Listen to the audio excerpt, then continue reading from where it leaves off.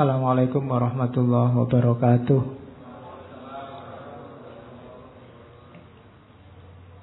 Bismillahirrahmanirrahim. Alhamdulillahirabbil alamin. Wa bihi nasta'inu ala umurid dunya waddin. Allahumma sholli wa sallim wa barik ala habibina wa syafi'ina Sayyidina wa maulana Muhammadin wa ala alihi wa ashabihi wa man tabi'ahum bi ihsanin ila yaumiddin. Bismillah. Mari kita lanjutkan ngaji kita. Malam hari ini kita masih ada di sesi sains, ilmu dan pengetahuan. Kalau di kampus ini masuk di materi mata kuliah filsafat ilmu. Pas hari ini kita kehilangan salah seorang tokoh saintis ilmuwan besar, Stephen Hawking, yang hari ini meninggalnya. Kapan-kapan kita bahas beliau. Gagasan-gagasannya unik, khususnya dalam ranah kosmologi. Stephen Hawking ini punya buku yang terkenal sekali yang judulnya A Brief History of Time.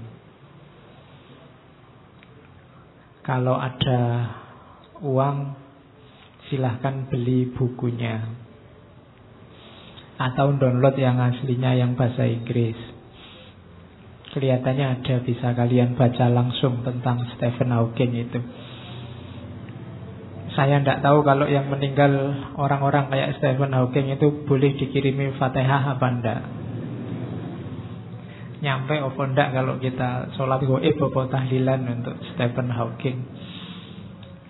Oke, biar ulama-ulama fikih yang bahas. Tapi yang jelas jasa-jasa beliau besar. Beliau ini digelari Einstein pemalas, karena memang orangnya males tapi pinter. Ya, mulai serius mau belajar itu umur 21 tahun. Waktu jadi mahasiswa di Oxford, males saja bisa masuk Oxford University.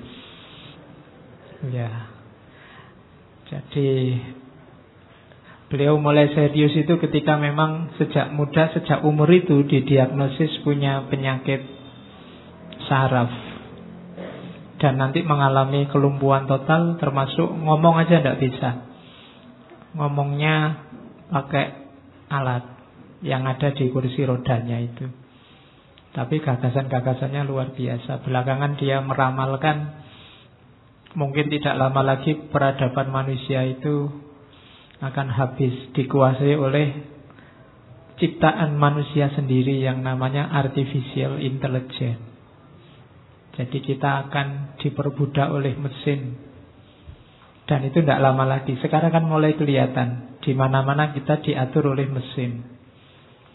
Mesin kecil yang namanya HP ini aja kan menyetir hidup kita luar biasa. Kita tidak tahan berpisah lama sama HP, seolah-olah dunia kita tidak sempurna tanpa HP. Sekarang pegawai-pegawai itu termasuk PNS kalau pagi juga disetir oleh mesin absen. Jadi ke situ, jamnya harus pas, kurang sedikit dihukum. Nanti di banyak bidang kalian akan merasa disetir terus. Dan apalagi sekarang di mana-mana robot. Restoran di Jepang pelayannya robot, apa-apa robot. Manusia tidak banyak geraknya lagi, serba otomatis. Sampai di toilet aja kan sekarang kamu diem aja, airnya keluar sendiri. Zaman dulu kan kamu tidak susah ngetuet, tapi sekarang sudah diatur.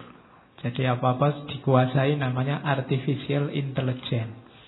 Dan itu mungkin yang ciptaannya manusia sendiri yang bisa mengakhiri peradaban manusia sendiri, dan kita nanti jadi tidak manusiawi. Dan ramalannya Hawking Mungkin 30 tahunan lagi bumi ini sudah tidak kuat menyangga beban dan ulahnya manusia, termasuk jumlahnya. Kalau 30 tahun lagi kan tidak lama. Manusia, katanya Hawking, disuruh nyari alternatif tempat tinggal baru kalau ingin selamat. Nah, itu ramalannya ilmuwan, pasti dia punya kalkulasi-kalkulasi. Kalau cuma 30 tahun, jangan-jangan saya ngalami, apalagi kalian. Makanya siapkan diri mateng-mateng, karena mungkin beberapa puluh tahun ke depan ada banyak kesulitan-kesulitan besar yang kita hadapi. Makanya tidak usah menghabiskan energi untuk gaduh hal-hal yang tidak penting. Hari ini tingkatkan kualitas dirimu, nyari bekal sebanyak-banyaknya, nyari ilmu, nyari pengetahuan, kuasai keterampilan sebanyak-banyaknya. Kalian akan butuh tidak lama lagi. Makanya ngaji-ngaji apapun, kegiatan-kegiatan apapun yang mengupgrade kualitasmu, ikutilah. Pinter-pinterlah menguasai dirimu dengan segala perangkatnya. Itu yang dipesankan pada saya oleh beberapa ulama. Karena memang ini zamannya sudah akhir. Saya khawatirnya energimu habis untuk hal-hal yang tidak penting. Karena orang Indonesia ini ya memang dasarnya peduli, tapi pada akhirnya ngurusi hal-hal yang dia harusnya tidak ikut ngurusi. Membahas yang harusnya ngapain ikut-ikutan bahas. Marah-marah pada hal yang ngapain kita ikut marah untuk itu. Dan itu banyak sekali isunya. Maka kalian mulai pinter-pinter menata energimu. Oke, ya bismillah, termasuk ngaji ini semoga mengupgrade kualitas kita sedikit-sedikit. Paling tidak nambah-nambah informasi, semakin meluaskan jangkauan berpikir kita, sehingga tidak gampang kaget, tidak gampang ditipu, wawasannya luas. Orang yang gampang kagetan itu biasanya memang wawasannya belum luas. Dianggapnya kebenaran, kebaikan itu hanya itu versi yang dia tahu. Padahal mungkin yang lain banyak. Ketika ada yang lain, dia kaget. Terus marah-marah. Terus kita gegeran habis-habisan di Facebook, di WA. Yang untung cuma provider internet, yang jualan kuota yang untung. Kita rugi secara sosial, termasuk dalam kehidupan kita sehari-hari. Kan kita banyak menghabiskan waktu untuk hal-hal yang tidak penting. Maka mulai sekarang diatur, karena mungkin 10-20 tahun lagi kamu akan ketemu banyak sekali kesulitan yang tidak kamu bayangkan sebelumnya. Upgrade-lah kekuatanmu, perjuanganmu berat. Ya. Kalau yang tentang ini kalian tidak bisa menghindar, karena peradaban tidak bisa ditanggung orang lain, harus kalian. Peradaban di tangan kalian. Oke, bismillah. Itu pengantarnya. Kita lanjutkan ya belajar filsafat ini. Jadi belajar filsafat itu, perhatikan bahwa saya sering bilang kunci belajar filsafat itu memahami dirimu sendiri. Beberapa waktu yang lalu saya menganalogikan manusia itu kayak bis yang supirnya 4. Yang satu supir fisik, yang satu supir akal, yang satu supir namanya emosi, dan yang keempat supir namanya rohani. Ini gantian nyetir. Meskipun di orang tertentu ada yang supirnya dari 4 tinggal 1, dan 1 ini nyupir terus. Yang 3 yang lainnya duduk di belakang, tidak penting. Kadang-kadang gantiannya cuma tinggal 2, kadang 3, kadang 4. Para wali, aulia itu biasanya supirnya tinggal 1, rohani saja. Emosi, akal, fisik itu nomor sekian duduk di belakang.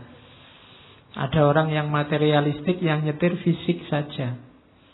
Nanti ada orang melankolis yang nyetir emosi saja. Ada orang rasionalis yang nyetir akal saja. Sebenarnya dalam hidup kita ini gantian nyetir. Kenapa saya sebut gantian? Karena biasanya kalau yang satu sudah maju, yang lain tidak penting lagi. Emosi kalian sedih, tapi kalau yang nyetir pas yang fisik, misalnya kalian pas makan, kan tidak ada orang makan sambil nangis. Makan sambil ketawa-ketawa tidak ada. Makan urusannya fisik. Tapi emosi, kalau emosinya maju, makan pun tidak enak. Kalau sedang emosi yang nyetir, misalnya kamu sedih, fisik masuk tidak enak. Maka usahakan, ya kita hidup punya 4 supir ini ya dimanfaatkan. Kalau level kita kan ini masih gantian, masih tarung. Cari jalanmu sendiri, paling tidak taklukkanlah 4 supir ini untuk nyetir hidupmu. Awas keliru. Waktunya rohani yang nyetir fisik. Akhirnya agama jadi komoditas. Kamu nyari keuntungan materi dari agama. Atau waktunya emosi yang nyetir akal. Ada orang tersinggung, ada orang marah, kamu marah-marahi dia sebagai tidak rasional. Padahal itu emosi sebenarnya yang nyetir. Nah, ini 4 sopir dalam hidupmu ini harus terjamin. Kalau nggak terjamin kamu susah. Fisik tidak terjamin kamu susah. Emosimu tidak terkendali kamu susah. Akalmu tidak jalan apalagi. Rohani tidak diopeni, nasibmu kayak barat modern hari ini. Persis nanti yang dikritikkan oleh Paul Feyerabend, yang mengkritik peradaban barat yang mendewakan makhluk yang namanya sains. Bismillah, sekarang kita mulai masuk ke Feyerabend, materi utama. Teorinya unik, namanya anarkisme epistemologi. Nanti kita lihat ya isinya apa. Paul Feyerabend ini filosof, lahirnya tahun 24, meninggalnya tahun 94. Jadi pas 70 tahun. Kalau Hawking tadi umurnya 76. 2018 dikurangi 76. Ya, sekitar tahun 42 lahirnya. Alhamdulillah ya, orang pintar umurnya panjang. Paul Feyerabend ini dianggap figur yang radikal. Dia unik. Pikiran-pikirannya alternatif. Dia lebih suka disebut filosof. Dia tidak suka disebut filosof. Dia lebih suka disebut entertainer, penghibur. Nah, lebih enak gitu kan. Karena memang istilah filosof ini mengerikan. Hari ini kalau kamu ngomong filsafat itu kan tidak semua orang bisa menangkap. Apa filsafat itu? Maka pakai istilah yang lain. Jadi makanya dia tidak suka disebut filosof. Sukanya entertainer, menghibur. Itu kan lebih enak sekarang. Kalau kamu ngomong saya penghibur loh, bahwa dalam kamu menghibur orang lain ada muatan-muatan filosofisnya, itu kan luar biasa. Jadi mending kamu disebut pelawak tapi penuh hikmah daripada disebut filosof tapi pikirannya tidak jelas, lucu. Kebalikannya. Maka Feyerabend lebih suka disebut entertainer, menghibur orang. Filsafat itu kan sampai level tertentu kan menyenangkan, bikin orang terhibur. Kenapa? Gagasan-gagasannya tidak sama kayak yang lain. Jadi itu ciri yang pertama. Dan Feyerabend ini radikal. Cara berpikirnya, kalau di situ saya sebut tandingannya Nietzsche. Dia punya gagasan apa, dilontarkan aja, tidak pakai mikir. Ada ide apa, ditulis saja. Ada gagasan apa. Kadang-kadang dia sendiri belum yakin yang diomongkan itu benar. Tapi pokoknya diungkapkan aja. Nanti lihat aja respon orang. Nanti kan orang yang mendiskusikan, biar aja. Iya. Jadi kamu harus berani begitu. Kalau ada gagasan aneh-aneh, tulis saja. Bahwa nanti habis kamu posting terus orang gegeran debat, ya karepmu. Itu cirinya. Dulu Nietzsche juga begitu. Nietzsche banyak sekali gagasannya. Tiba-tiba dia nulis Tuhan sudah mati. Itu kan kamu sibuk sampai hari ini bahas gagasannya Nietzsche. Bahwa manusia itu will to power. Itu kan kita sibuk bahas itu sampai hari ini. Dan karakter ini dimiliki oleh Feyerabend. Nanti ada gagasan-gagasan yang diadopsi oleh Feyerabend, yang dibenci banyak orang malah dibela. Itu kadang-kadang begitu Feyerabend. Jadi cara berpikirnya agak liar. Meskipun tetap tertib dan produktif. Tidak asal. Ya, cirinya filosof kan itu. Kalau ngomong tidak asal, meskipun unik dan aneh. Dia ini gagasan utamanya dikenal anti metode ilmiah. Nulis buku judulnya Against Method. Awalnya buku ini sebenarnya judulnya tidak Against Method. Dia nulisnya For and Against Method. Untuk metode dan menentang metode. Maunya dia melawan gagasannya tokoh filsafat ilmu yang lain. Namanya Imre Lakatos. Dia mau mengkritik Lakatos terus nulis buku For and Against Method. Kok yang dilala bukunya belum selesai, Lakatos sudah meninggal. Akhirnya bukunya cuma separuh. Ya sudahlah, malas ngelanjutin, musuhnya sudah tidak ada. Diterbitkan separuh itu. For-nya akhirnya dibuang, tinggal Against Method-nya.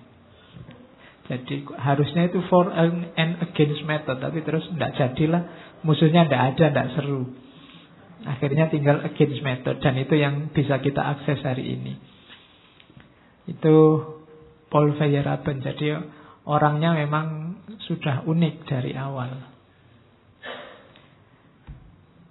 Terus gagasannya kita kenal sebagai anarkisme epistemologis. Prinsipnya anything goes. Alah, mikir itu jalan aja, nggak usah terlalu banyak pertimbangan, nggak usah terlalu banyak metode, nggak usah diatur-atur, wis mikir sak senengmu. Katanya Feyerabend, argumennya coba perhatikan ya. Gagasan seaneh apapun, gagasan seunik apapun dalam sejarah manusia, itu pasti pernah bermanfaat. Perhatikan misalnya teori dulu zaman Yunani kuno, tiba-tiba Thales bilang, oh intinya alam semesta ini air. Itu kan hari ini orang ketawa mendengar gagasan, masa alam isinya cuma air, wong unsur itu banyak sekali. Apalagi yang ngerti ilmu kimia. Kalau cuma air dia belum inti. Tapi katanya Feyerabend, gagasan yang hari ini ditertawakan pada zaman itu pasti memberi kontribusi. Pada zaman itu di ruang dan waktu tersebut ada sumbangannya untuk peradaban. Ya hari ini diketawakan. Dulu orang bilang bumi datar, itu kan salah bagi pandangan hari ini. Tapi pada zaman itu sebelum orang ngerti kalau bumi bulat, kan kita mengambil banyak manfaat dari gagasan bumi datar itu. Hari ini mungkin kamu menertawakan pengobatan model perdukunan. Tapi pada saat gagasan perdukunan itu muncul, orang banyak ngambil manfaat. Banyak orang sembuh loh gara-gara dukun. Dulu di Jombang ada ponari. Itu kan monumental. Harusnya kamu bahas itu. Logikanya ponari itu. Itu kan menantang loh itu. Jadi ratusan orang berduyun-duyun ingin diobati ponari. Padahal dia anak kecil yang kesambar bledek bahasa Jawa nih. Jadi kesambar petir, terus nemu batu. Bayangkan habis kesambar petir masih bisa nemu batu. Biasanya kan orang habis kesambar petir kan ya wis pusing pening, tapi dia dapat batu. Batunya dibawa pulang dan diasumsikan berkhasiat.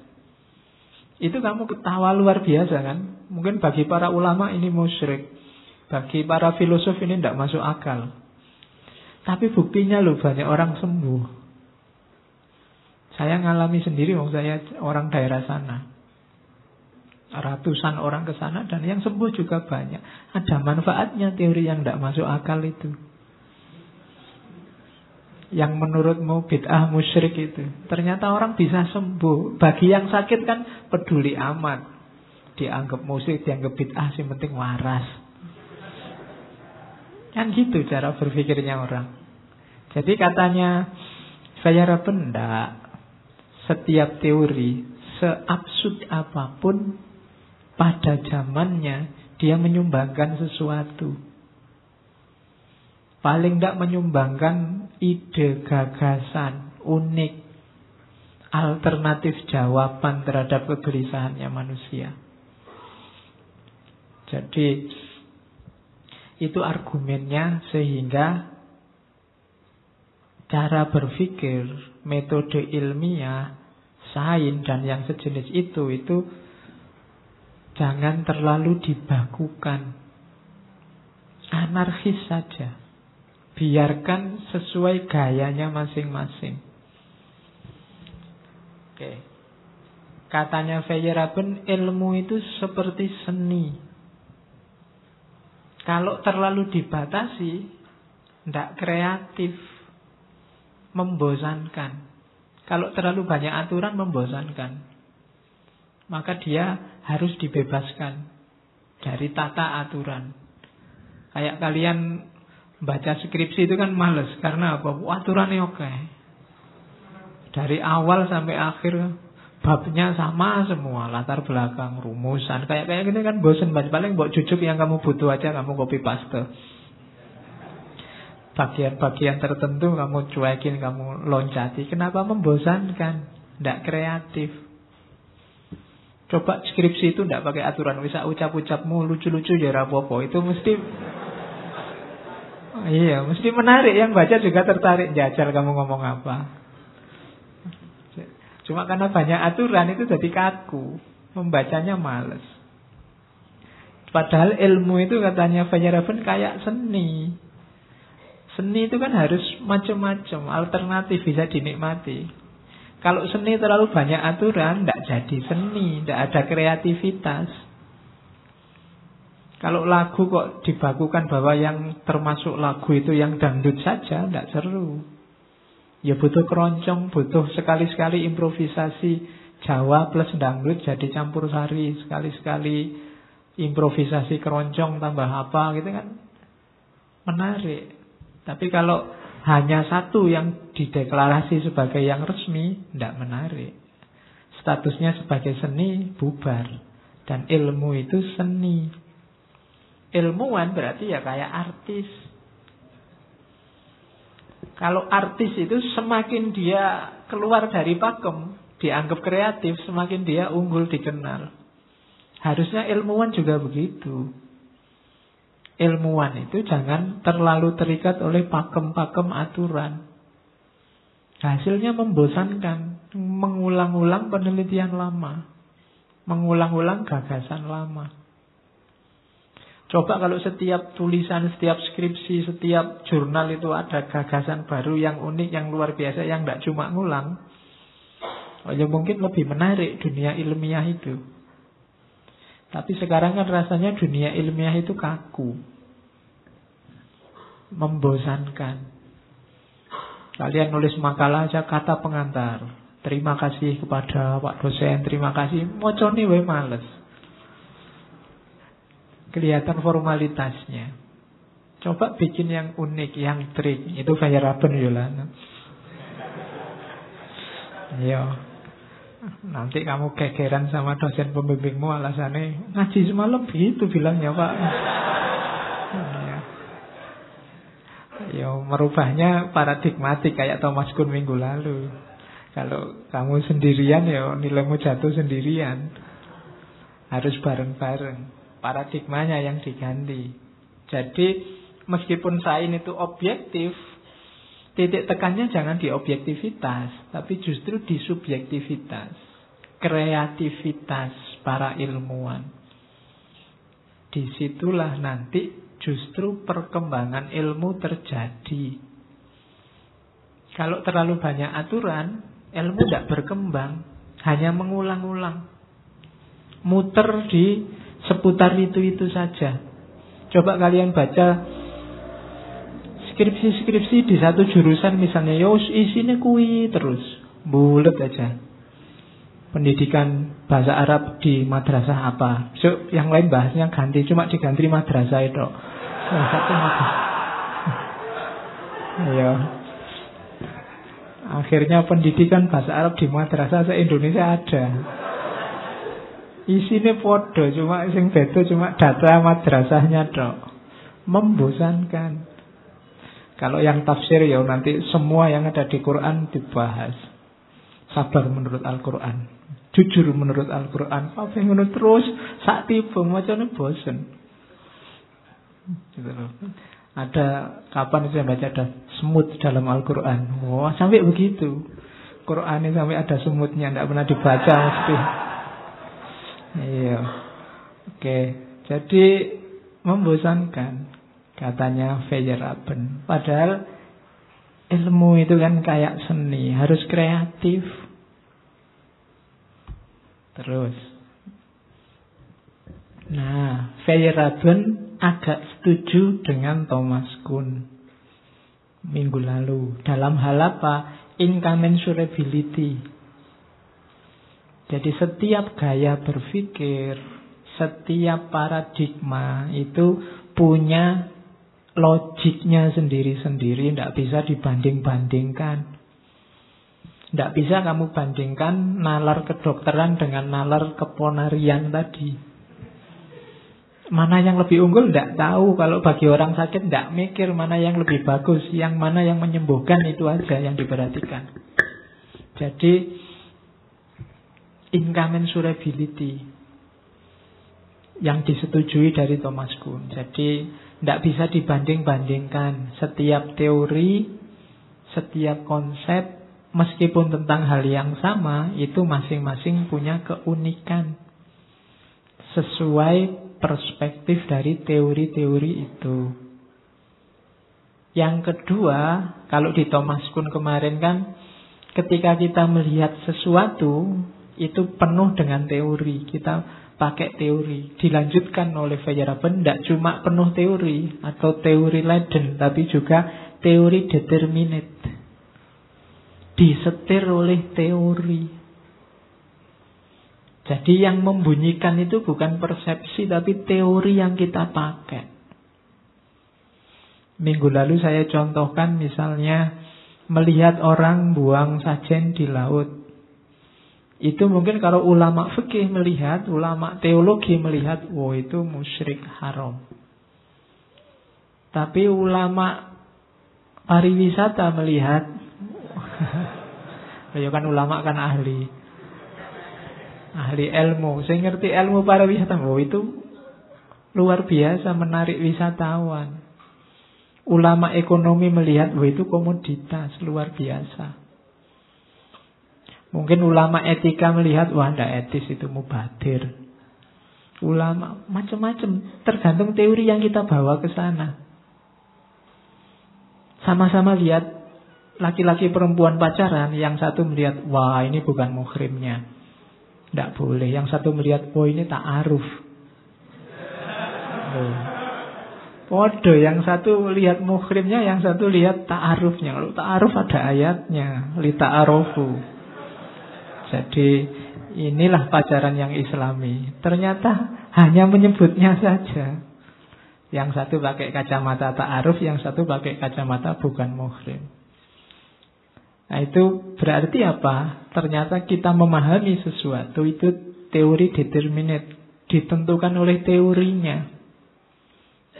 Teorinya apa dulu? Kuliah itu penting apa tidak penting? Tergantung teorinya yang melihat. Gitu loh. Apakah ngaji semacam ini baik atau tidak? Teorinya yang dipakai.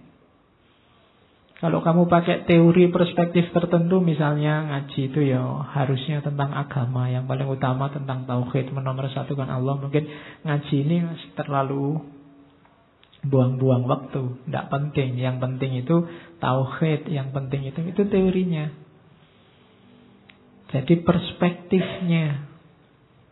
Yang itu ditentukan oleh teori. Teori itu kayak kacamata. Kemana-mana kita lihat kacamata, meskipun realitasnya objektif, tapi dia bunyi sesuai kacamata yang kita pakai.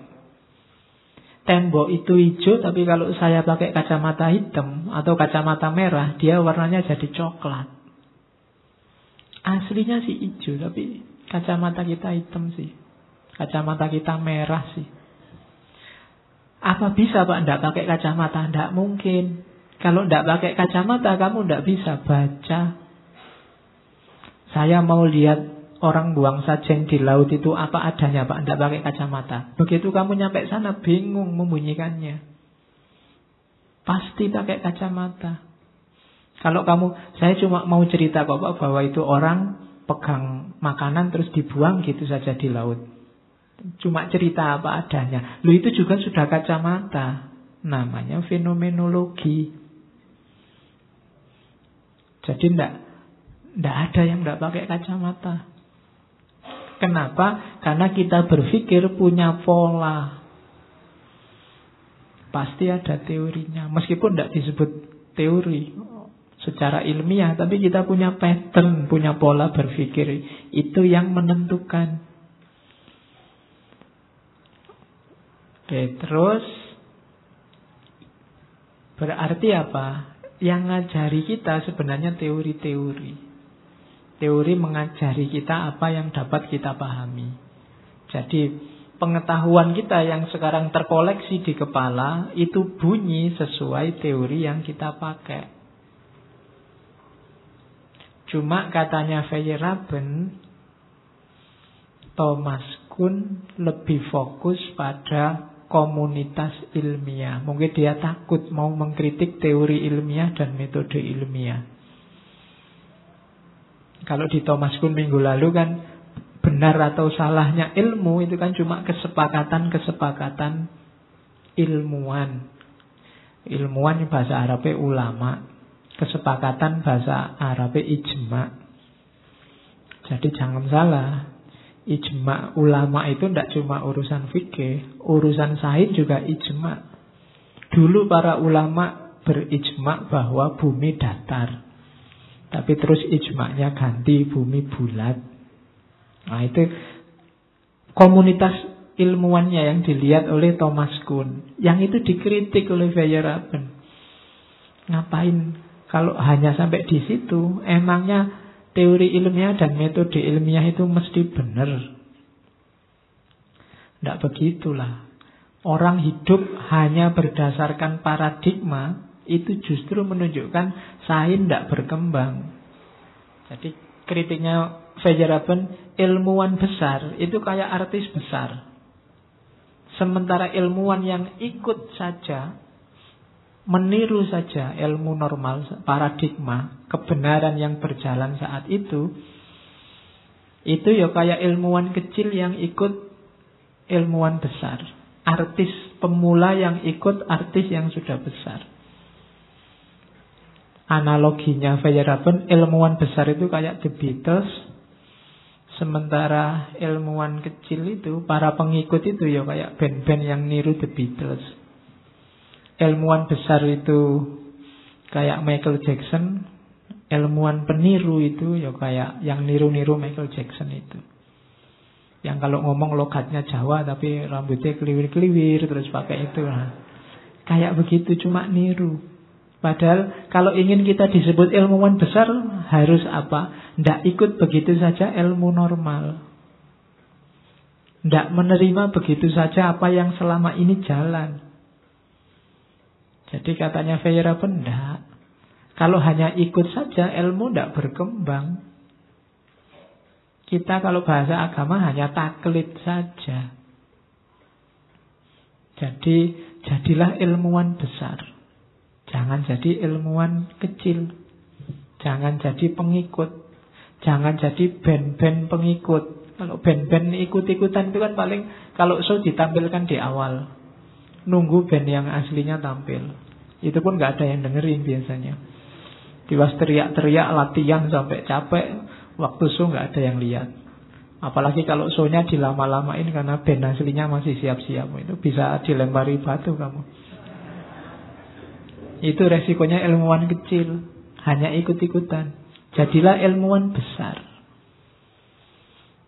Itu yang dikritikkan oleh Feyerabend pada Thomas Kuhn. Ada yang disetujui tadi, incommensurability. Ada yang ditambah maksudnya tidak sekedar teori Leiden dipenuhi teori, tapi juga disetir oleh teori. Ada yang dikritik dari Thomas Kuhn, yaitu terlalu fokus pada komunitas ilmiah dan mengkritik sains normal. Ilmuwan yang hanya mengikuti sains normal, dia bukan ilmuwan besar. Dia hanya ilmuwan pengikut. Hakikatnya seorang ilmuwan, dia harus penemu. Menemukan hal-hal yang baru. Terus dari situlah nanti muncul gagasan against method. Jadi against method ini salah satu yang diucapkan oleh Feyerabend untuk ngetes gimana tanggapannya orang-orang ya terhadap gagasanku ini. Jadi against method itu kayak tadi, metode-metode baku tidak usah terlalu mengikat kita. Orang jangan terlalu percaya dengan pembakuan-pembakuan metode, membelenggu kreativitas. Ada contohnya, Feyerabend ini mendukung kreasionisme. Kreasionisme itu bahwa alam ini diciptakan dari tidak ada. Jadi Tuhan kayak main sulap, ting, tiba-tiba ada alam ini. Itu kan dikritik habis-habisan oleh para saintis. Mereka pakai teori macam-macam. Nah itu, yang kayak gini malah dibela oleh Feyerabend. Cuma dia tidak benar-benar membela, cuma ngetes saja. Oke, orang-orang yang anti kreasionisme itu ngerti benar tidak sih? Cara berpikirnya kayak gimana sih itu kreasionisme? Yo lawannya kan nanti bahwa alam ini diciptakan, ya ada meternya, ada bahannya. Kalau di Islam teologis ya kreasionisme, diciptakan oleh Allah. Tapi cara menciptakannya umat Islam berdebat. Ada yang model emanasi, ada yang model creatio ex nihilo, diciptakan kayak sulam tadi, dari tidak ada apa-apa jadi tiba-tiba ada. Cuma ini kan terus para filosof agak bingung, karena apapun kan selalu ada bahannya, kecuali Tuhan yang tidak ada bahannya. Bahannya alam semesta ini apa? Nah, itu baru umat Islam debat. Kalau di emanasi kan bahannya ya Allah sendiri. Karena saat itu belum ada apa-apa, tidak ada makhluk apapun, tidak ada ciptaan apapun. Ketika Allah menciptakan pertama, otomatis bahannya ya Allah sendiri. Karena kalau ada yang lain sebagai bahan, nanti ngembari Allah, nyaingi Allah. Nah itu gagasan emanasi yang kelihatannya sudah kita bahas di para filosof Muslim. Nah, gagasan kreasionisme ini didukung oleh Feyerabend. Maunya apa? Biar orang tidak asal. Kayak kita anti teori evolusi. Itu kan kita tidak pernah belajar beneran teori evolusi kuwi apa.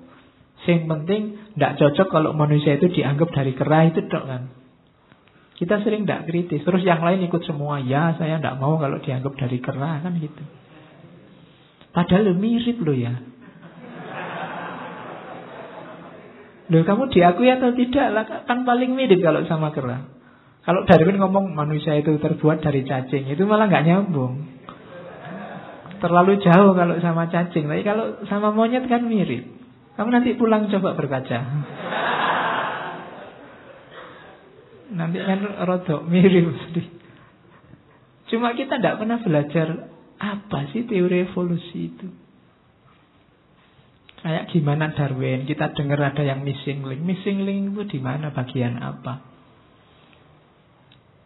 Terus kalau di Quran Nabi Adam, kayak gimana ya tafsirnya para ulama tentang Nabi Adam? Apa Nabi Adam itu dulu tinggi besar sama strukturnya kayak struktur monyet? Apa gimana? Nah, itu kan tanya. Kalau dulu Pak almarhum Damarsjati Supanjar selalu ngasih pertanyaan unik. Apakah Nabi Adam itu punya udel? Punya pusar enggak Nabi Adam itu? Kan dia lahirnya enggak punya ibu. Pusar ini kan nyambung sama pusarnya ibu untuk naruh makanan. Harusnya Nabi Adam itu orang duwe udel, karena dia tidak lahir dari ibu. Neng yo kamu ndak mikir ke situ. Pokoknya Nabi Adam manusia pertama gitu aja. Ndak mikir sampai udelnya Nabi Adam. Oke. Jadi kenapa kamu nggak nyampe ke sana? Struktur metode pengetahuanmu nggak sampai sana. Maka kreatiflah, against method. Jangan mau disetir-setir, dibakukan teorimu. Kamu jadi tidak kreatif. Mau bahas ini, oh tidak boleh kamu bahas ini, karena ini sudah ada yang bahas. Sudah cocok temanya, kerangka teori ini, jangan pakai teori itu, karena teori itu tidak relevan. Pasnya teori ini, jadi diatur terus.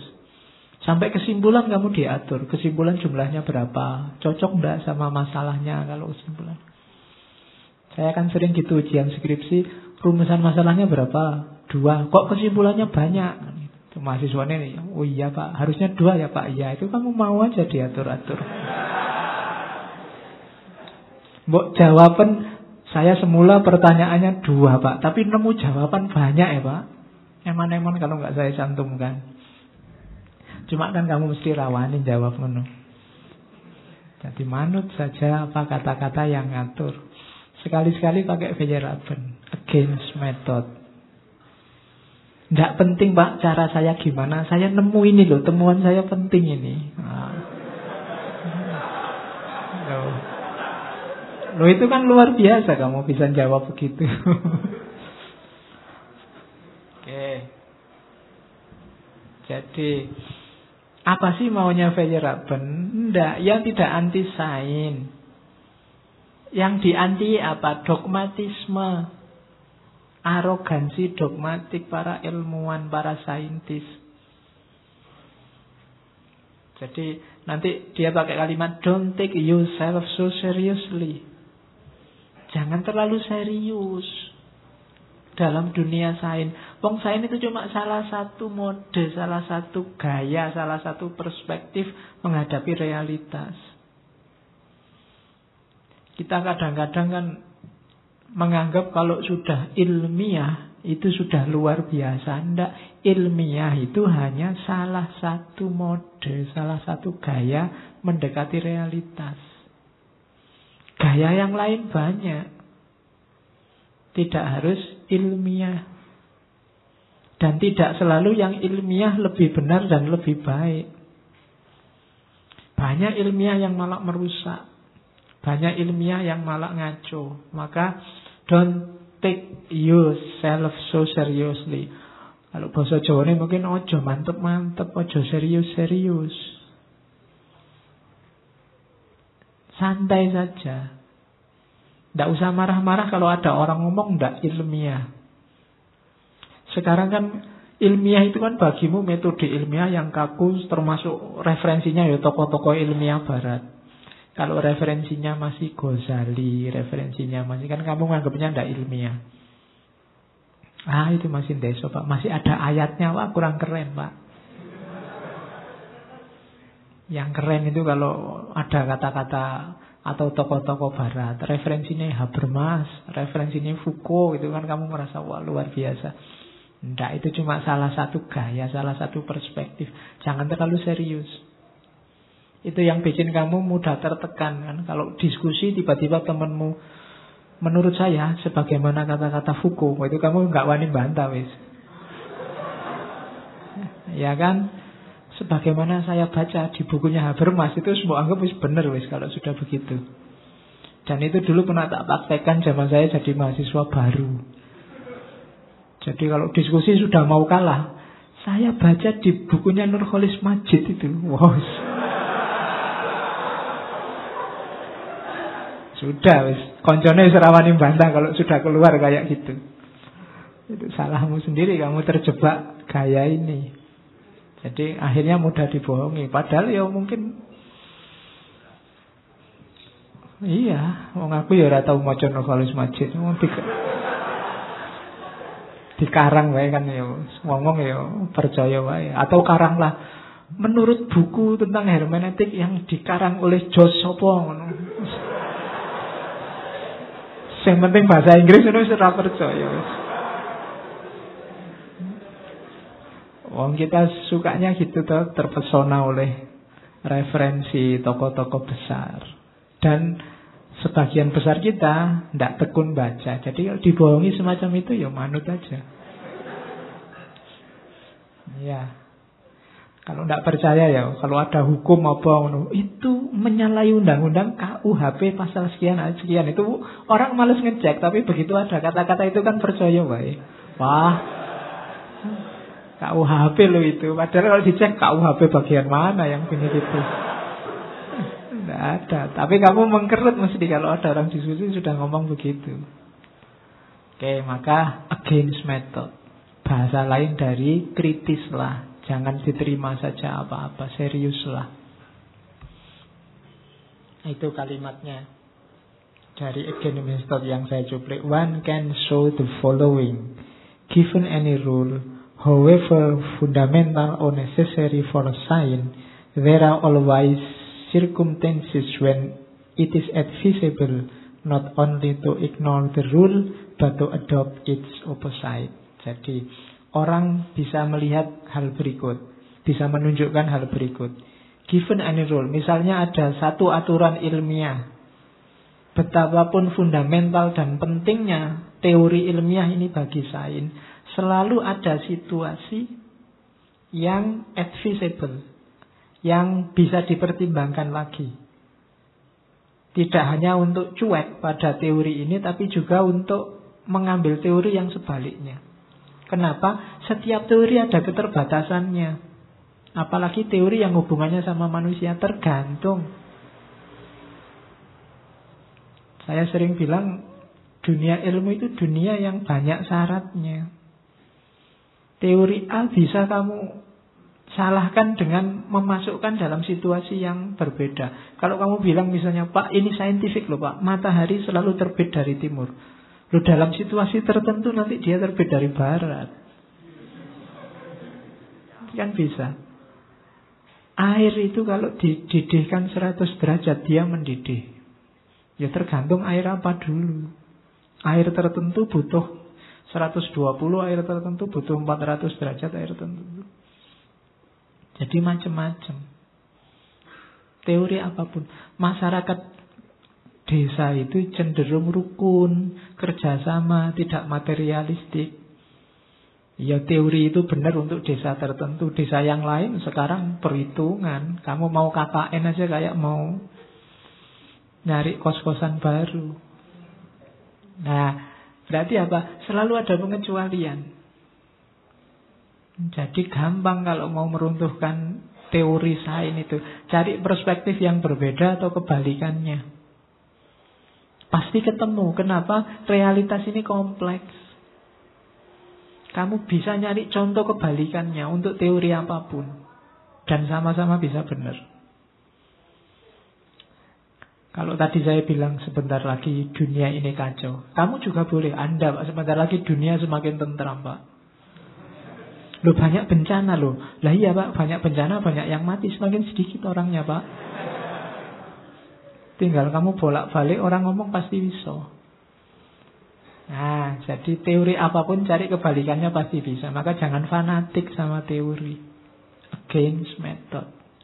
Kritiklah metode-metode, kritiklah teori-teori. Tidak ada teori yang universal, yang berlaku kapanpun, dimanapun, dalam situasi apapun.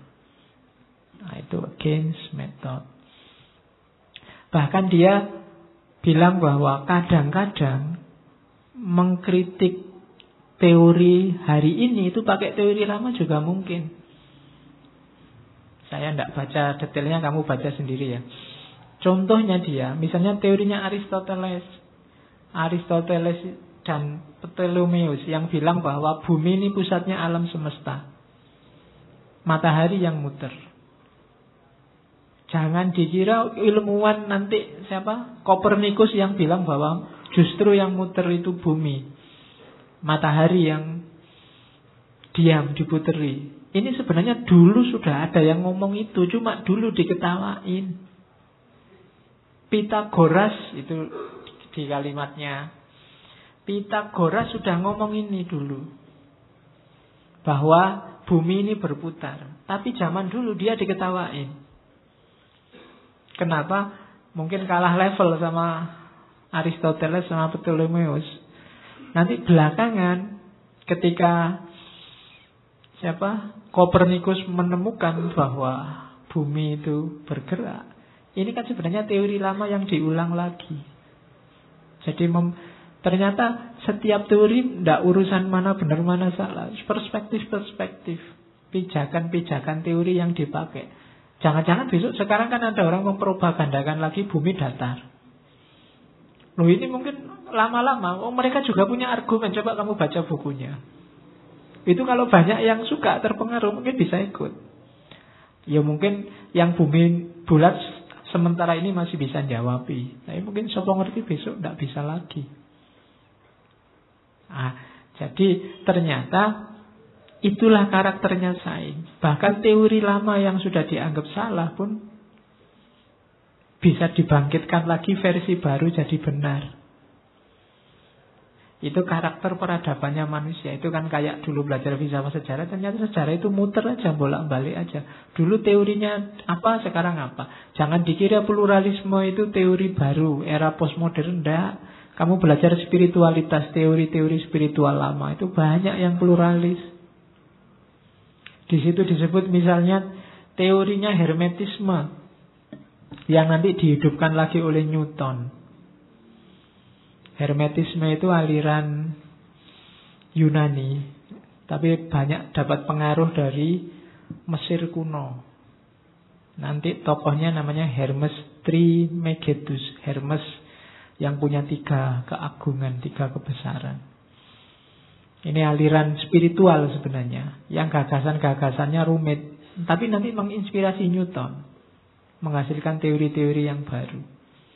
Kalau dalam Al-Quran, hermetisme itu disebut Sabi'in. Jadi kelompok Sabaiyah.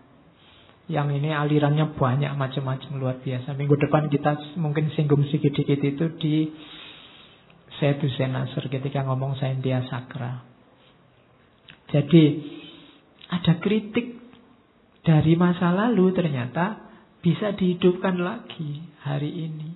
Jadi ternyata beda sama kalau di Thomas Kuhn kemarin kan teori lama sudah tidak laku nih, ganti teori baru. Enggak, kapan-kapan yang lama ini bisa laku lagi kalau konteksnya pas. Kayak Al-Quran itu. Al-Quran itu kan ada yang setuju nasih mansuh, ada yang tidak setuju. Ada yang tidak setuju Al-Quran kok dinasah, dihapus. Al-Quran itu ya kalau memang tidak cocok, ya biar aja. Nanti kalau situasinya pas, dia cocok lagi. Kalau situasinya memungkinkan, dia bisa relevan lagi.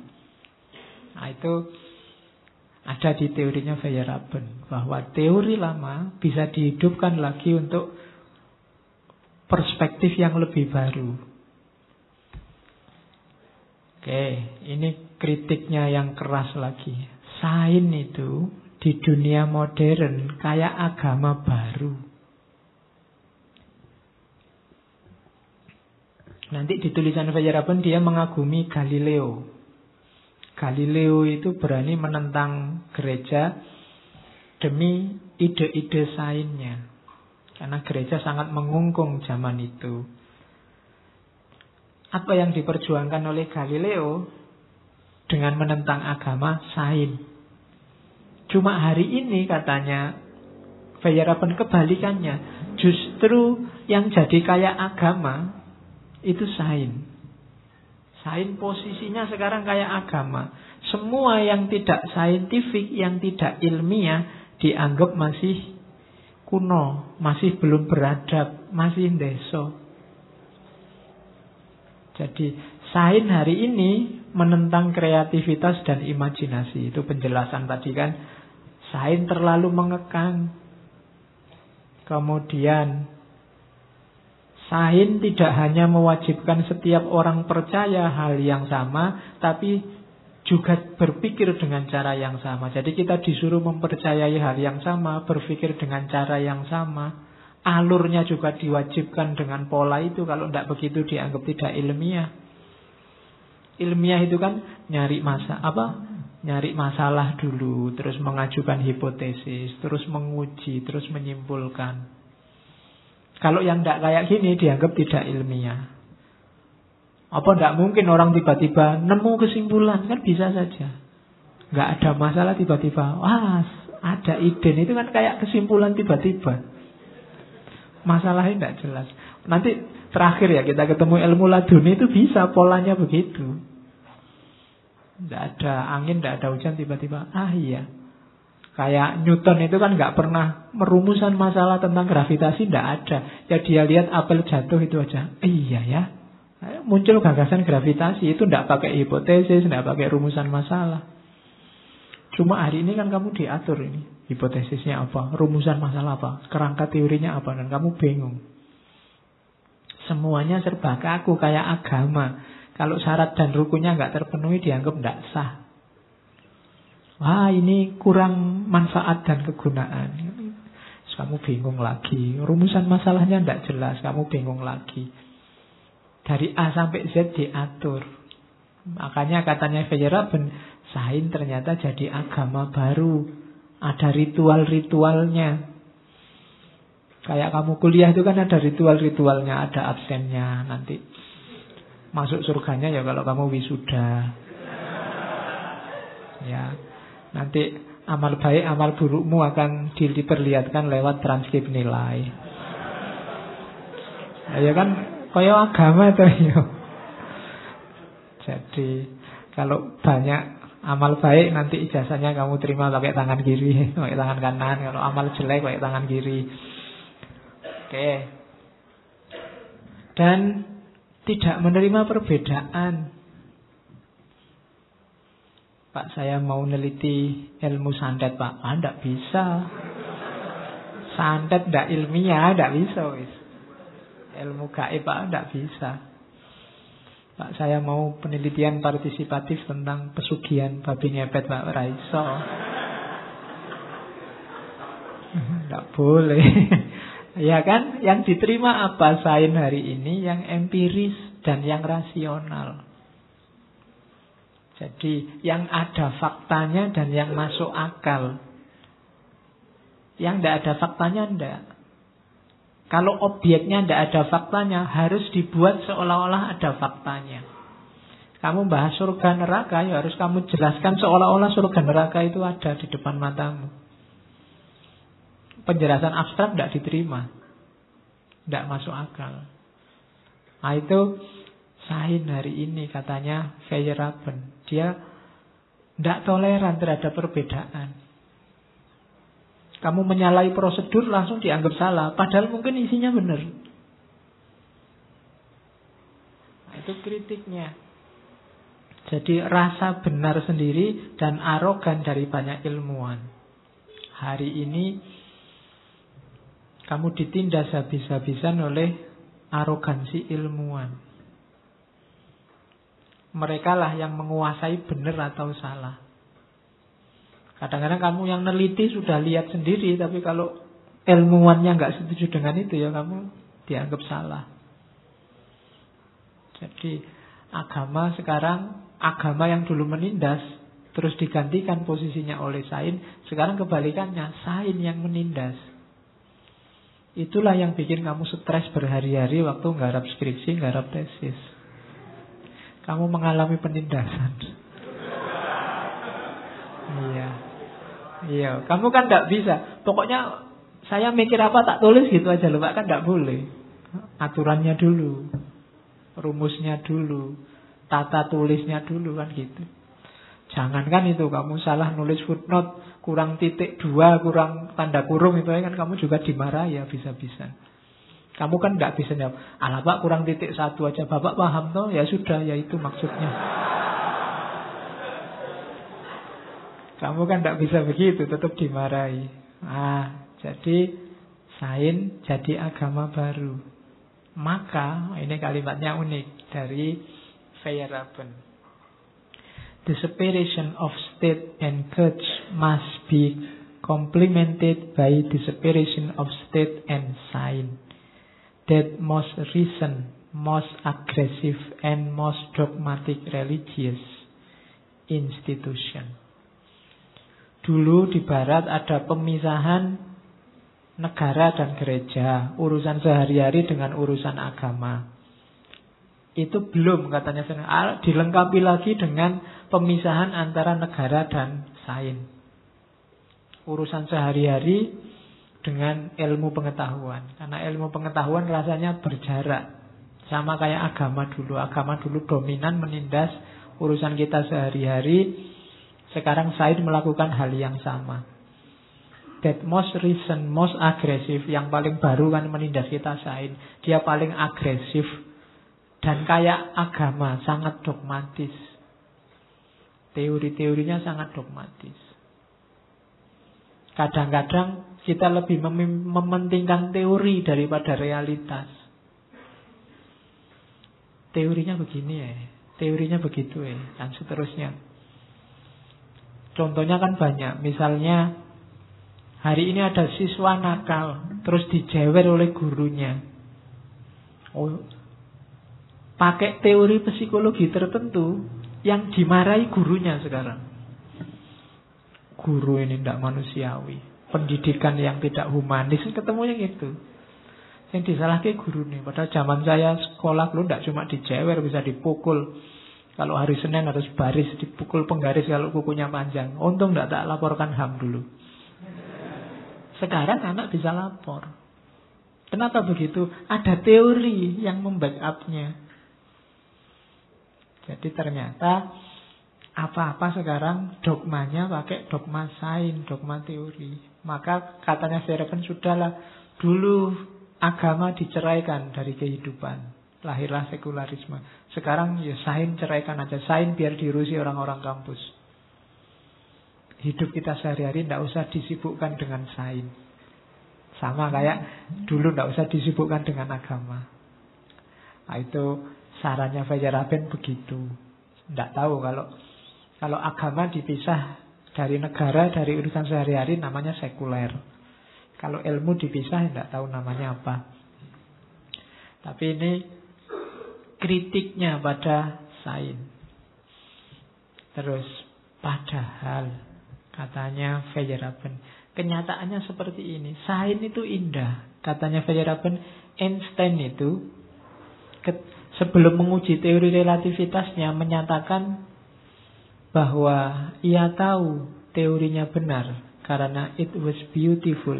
Karena teori relativitas itu indah.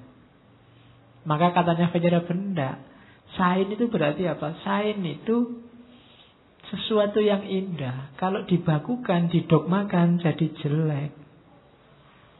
Jadi teori itu parameternya keindahan. Karena memang saya sering bilang estetika itu puncak kreativitasnya manusia. Termasuk agama itu puncaknya ada di estetika, keindahan. Coba dilihat. Agama ada itu untuk mengatur hidup kita kan. Hukum, paling dasar kan hukum. Kita boleh melakukan apa, tidak boleh apa. Kenapa kita diatur? Tujuannya hukum apa? Etika. Biar hidup ini tertib. Kenapa orang tidak boleh mencuri? Kenapa tidak boleh zina? Kenapa? Demi apa? Kehidupan yang tertib, teratur. Puncaknya pasti, kenapa sih kita harus hidup teratur? Tidak boleh hidup sembarangan. Biar hidup ini nyaman. Enak. Jadi dasarnya memang hukum. Di atas hukum ada etika. Di atas etika ada yang lebih tinggi, estetika. Sains juga begitu. Kenapa kita cari ilmu, belajar sains? Untuk memahami alam semesta, memahami realitas. Kalau sudah paham, kita bisa hidup dengan nyaman, melakukan rekayasa-rekayasa biar hidup kita nyaman dan indah. Tujuannya sains kan itu. Maka parameter kebenaran ilmu terletak di level estetika. Ilmu itu indah, sains itu indah. Jangan dikotori dengan dogmatisme, pengekangan-pemekangan, pembelengguan-pembelengguan. Kalian dapat ilmu kan menyenangkan. Dapat pengetahuan baru itu enak, menyenangkan, indah. It was beautiful. Teori-teori aneh, lucu-lucu. Kita belajar filsafat berapa puluh sesi, berapa ratus sesi. Itu kan setiap kali ada teori baru kan kita terpesona. Wow. Kenapa kita terpesona? Indah. Iya ya, bisa dibaca begitu. Iya ya, ada perspektif begitu. Iya ya, karena indah. Kalian tadi sadar pendapat-pendapatnya Feyerabend, sekarang dapat wawasan baru tentang Feyerabend. Itu kan kalian wow-nya sama kayak nonton film Black Panther yang baru lihat. Atau nonton film apa itu. Indah. Jadi wow-nya ada. Sama-sama estetik. Ada rasa estetisnya. Jadi puncaknya sains itu keindahan. Ada estetika ilmu. Nah, oleh karena itu, biarkan dia berkembang secara kreatif. Maka dunia ilmiah itu pertama-tama yang harus berkarakter plural. Scientific pluralisme. Kalau kalian ngaku ilmuwan, ngaku akademisi, kreatiflah. Berpikir sekreatif mungkin, bukan sebanyak mungkin. Kalau sebanyak mungkin, kalau hanya ngulang-ngulang pikiran sebelumnya, tidak dihargai. Bahkan katanya Feyerabend, tidak usah kayak Thomas Kuhn. Kalau Thomas Kuhn kan pikiran baru nunggu krisis, nunggu anomali. Tidak usah nunggu anomali. Kalau ingin punya gagasan baru, mikir saja yang baru. Tidak usah nunggu krisis. Tidak usah nunggu ada masalah.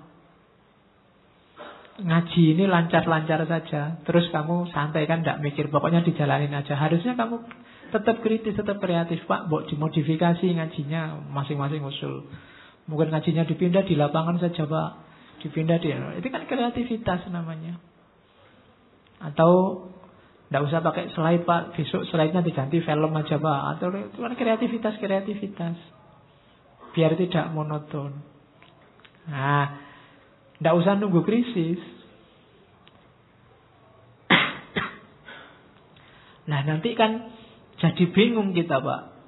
Banyak teori untuk satu hal yang sebenarnya benarnya sudah jelas. Tidak masalah. Setiap teori punya keindahannya sendiri. Gitu. Ngaji ini ada yang menganggap penting. Gagasan bahwa ngaji ini penting itu ya bagus. Ada yang mengkritik. Kritik itu kan perspektif tertentu terhadap ngaji ini juga apik. Ada yang tidak setuju ya bagus. Punya argumen, ada yang tidak setuju. Kalau seragam malah tidak enak. Kalau semua suka ngaji filsafat itu ya di samping tidak enak juga tidak mungkin. Hidup itu kan gitu. Pasti macam-macam. Fitrah kita memang plural. Biarkan aja ada macam-macam. Itu kan tantangan bagi kita untuk mengelola. Ketika kita mengelola, lahir gagasan baru. Tidak usah takut. Kayak kamu belajar filsafat. Saya selalu bilang, belajar filsafat itu tidak usah takut, tidak paham atau salah paham atau keliru. Karena kalau kamu keliru, nanti lahir filsafat baru. Gitu. Jadi kamu bahas Feyerabend. Ternyata, lupa Feyerabend itu tidak begitu. Oh, berarti ini filsafat baru. Tidak tergantung Feyerabend lagi. Tidak usah khawatir. Jadi itulah namanya scientific pluralism. Jadi dunia ilmiah itu plural. Nah ini yang sering kita jumpai juga, arogansi ilmuwan. Jadi katanya Feyerabend, para ilmuwan mengatakan bahwa sains lebih unggul dari pengetahuan. Alasannya dua. Ilmu pengetahuan metodenya terukur untuk mencapai hasilnya. Yang kedua, hasilnya kan sudah terbukti, bisa dilihat. Katanya Feyerabend, alah tidak begitu juga. Kenapa? Kita melihat sains itu lebih berjasa daripada bidang yang lain. Itu karena propagandanya sains sendiri. Sains itu baru berapa abad hidupnya. Anggap aja dunia modern dimulai abad ke-15. 15, 16, 17, 18, 19, 20, 21. Baru 7 abad. Sebelum itu belum secanggih ini sains. Apa peradaban manusia sebelum itu sangat deso, sangat terbelakang? Tidak juga. Ada Yunani kuno, ada Cina kuno, ada Mesopotamia, Babilonia, Cina kuno. Peradabannya luar biasa. Meskipun tidak sebagaimana sains hari ini. Hanya kita terlalu mendewakan sains. Kenapa? Propaganda sainsnya yang luar biasa. Sementara kita tidak kenal, tidak paham dengan peradaban-peradaban sebelum sains. Jadi zaman dulu orang sebelum barat modern kan banyak orang multidisiplin ilmunya, multidimensi ilmunya. Bahkan lebih mengagumkan daripada ilmuwan hari ini. Ilmuwan hari ini ilmunya satu ilmuwan satu bidang. Zaman dulu seorang filosof bisa menguasai puluhan disiplin. Ahli filsafat, yo ahli kedokteran, yo ahli astronomi, yo ahli fikih, yo ahli. Dan bisa zaman itu lebih wow daripada orang modern. Hari ini kan kamu cuma sedikit. Bahkan di satu bidang itu pun hari ini orang kan lebih suka yang spesialis. Semakin sempit bidangnya kamu semakin dianggap pinter. Jadi justru orang paling pinter hari ini orang yang bidangnya sangat kecil. Ya contohnya dokter. Dokter umum sama dokter spesialis itu kan jauh lebih mahal dokter spesialis. Padahal dokter umum itu penyakit apa aja masuk ke sana. Kalau dokter spesialis mata kamu sakit THT ke sana disuruh pulang sama dokternya. Dia tidak ngerti. Dokter umum kamu sakit apa aja dituruti. Tapi kan orang modern lebih menghargai yang spesialis. Kamu sakit mata ke dokter umum, paling biayanya di puskesmas itu 3.500, 5.000. Kalau kamu ke dokter mata bisa ratusan ribu. Dokter spesialis mata. Nanti ada dokter spesialis mata kiri. Itu bisa lebih mahal lagi itu loh, sampai spesifik. Kalau yang sakit mata kanan tidak bisa dia, harus mata kiri. Loh, hari ini kan gitu, spesialisasi lebih dihargai. Jadi tambah sempit. Tidak pantas orang sombong, ngertinya cuma itu aja kok. Ya kayak kamu, padahal kamu ini kan kuliah. Kuliah itu kan artinya harusnya ilmumu universal. Makanya namanya universitas. Mempelajari segala hal. Cool, tapi kan enggak, kamu kan cuma ngambil satu bidang, satu jurusan. Satu disiplin keilmuan. Jadi ya pasti tidak cool. Tidak kuli tapi juz'i. Bagian tertentu dari realitas. Iya. Yo besok berangkat kuliah namanya bukan kuliah lagi tapi juz'iyah. Mari kita berangkat juz'iyah. Karena ilmunya spesifik. Oke. Kenapa ilmuwan jangan arogan? Karena dia terbatas. Terbatas oleh apa? Terbatas oleh sejarahnya sendiri.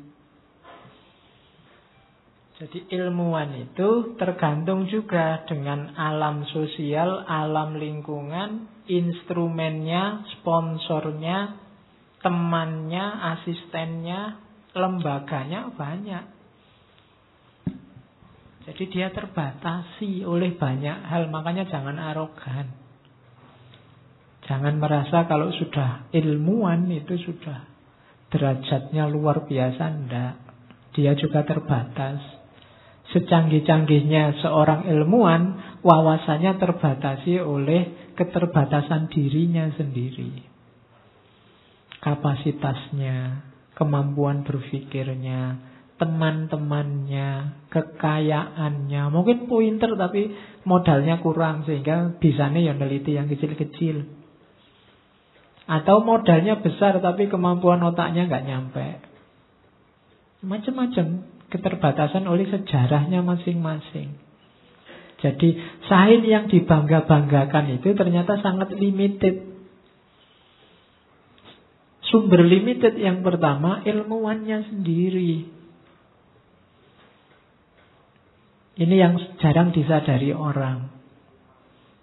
Saya sering bilang Ya kalau Al-Quran itu pasti baik, pasti benar. Tapi manusia yang memahami Al-Quran tidak. Dia penuh keterbatasan. Maka hasil pemahamannya tidak pasti baik, tidak pasti benar. Analoginya ke sana. Karena agama dan sains itu kan dua-duanya sama-sama tafsir. Kalau sains, ilmuwan menafsirkan realitas. Kalau agama, ilmuwan atau ulama menafsirkan nas, menafsirkan teks. Dua-duanya sama-sama tafsir. Derajatnya manusia. Tidak bisa hasil pemahamanmu kamu samakan dengan Tuhan, dengan Quran. Karena dia bisa keliru. Bisa salah paham. Kalau merasa level pemahamanmu selevel Tuhan, selevel Quran, itulah nanti yang disebut arogan. Kalau dalam agama sombong. Nah, itu pesan moralnya dari Feyerabend. Ilmuwan tidak boleh sombong. Dia terbatas. Tidak boleh arogan. Perspektif yang dia miliki itu hanya satu dari sekian banyak perspektif yang mungkin. Sama-sama melihat manusia, filsafat, psikologi, antropologi, ilmu hukum itu beda. Manusia sebagai apa itu beda-beda. Jadi ilmuwan terbatas. Maka ini kalimatnya Feyerabend, my life has been the result of accident, not of goals and principle. My intellectual work forms only an insignificant part of it. Love and personal understanding are much more important. Important, bukan impotent membacanya. Very important. Leading intellectual with their zeal for objectivity kill this personal element. They are criminals, not the leaders of mankind. Jadi katanya Feyerabend, hidupku ini kalau kamu mau jujur adalah hasil dari kebetulan-kebetulan. Not of goals and principle. Bukan tujuan yang kamu target atau prinsip-prinsip yang kamu bikin. Kalau tidak percaya kamu muhasabah. Hidupmu lah isinya kebetulan-kebetulan. Tidak tahu Pak, tiba-tiba kok kuliah di UIN. Tidak tahu Pak, kok ambil jurusan ini. Tidak tahu kok tiba-tiba jadi takmir masjid saja itu. Tidak tahu. Kebetulan demi kebetulan. Bukan dituntun oleh prinsipmu. Saya punya prinsip gini Pak. Tidak. Kebetulan-kebetulan. Dan di antara kebetulan itu my intellectual work. Jadi kerja intelektualku termasuk kebetulan juga love and personal understanding. Cinta, hubungan personal, pemahaman personal itu juga bagian, bahkan lebih penting daripada intelektual. Dalam hidupmu kan ilmu, intelek itu kan nomor sekian. Lebih penting yang kamu cintai apa, personal understandingmu apa.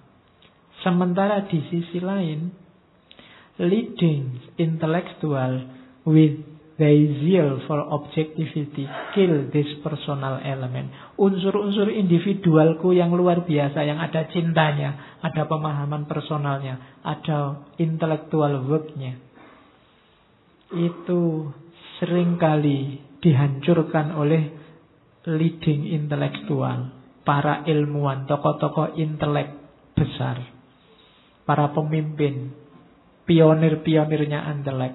Mereka merasa sok tahu tentang kita terus membaca kita. Itulah yang disebut kill personal element.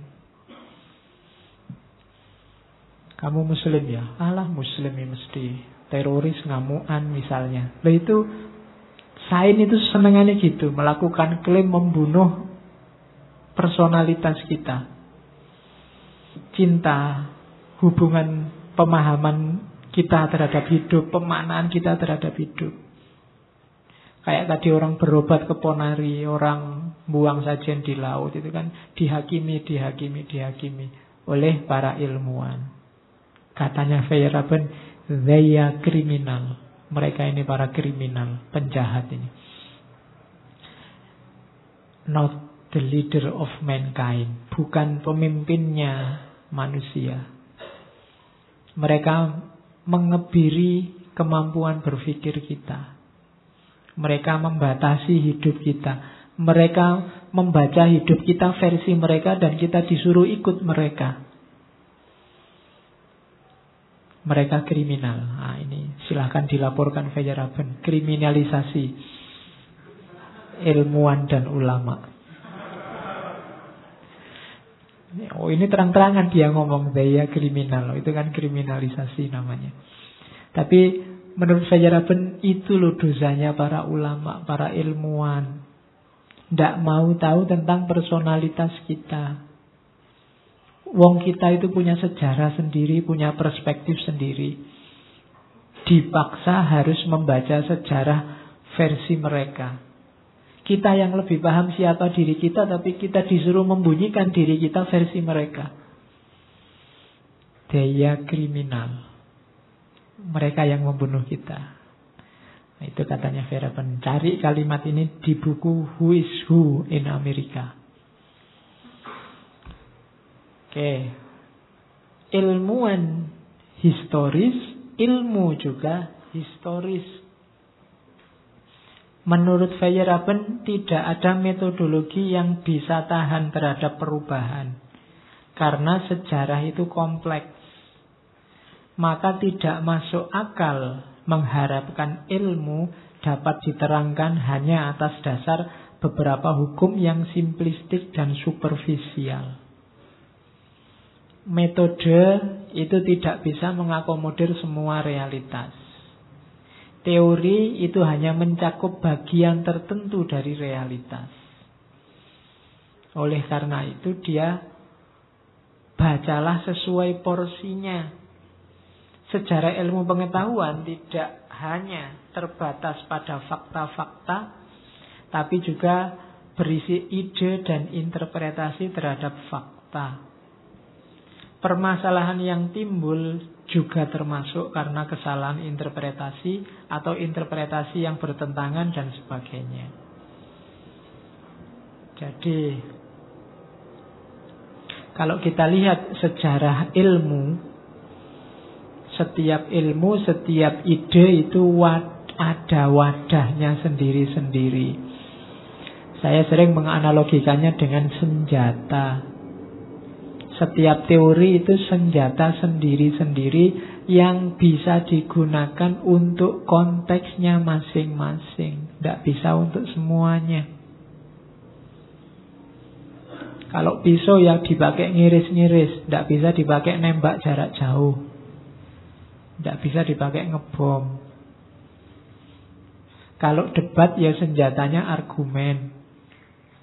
Nah, jadi setiap teori pakailah sesuai konteksnya dengan dosis yang pas. Seringkali terjadi orang debat, diskusi tidak selesai-selesai karena teori-teori dipakai tidak pada wadahnya yang cocok. Kalau ilmuwan ngomong A, perhatikanlah ucapannya A ini dalam konteks apa, untuk kepentingan apa.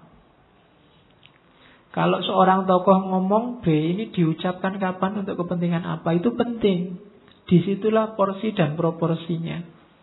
Begitu kalian keliru meletakkan, jadinya tidak karu-karuan. Jadi kalau kalian baca misalnya, kalau dalam misalnya hadis. Hadis itu ya perhatikan ketika Nabi ngomong apa, konteksnya apa. Untuk situasi apa.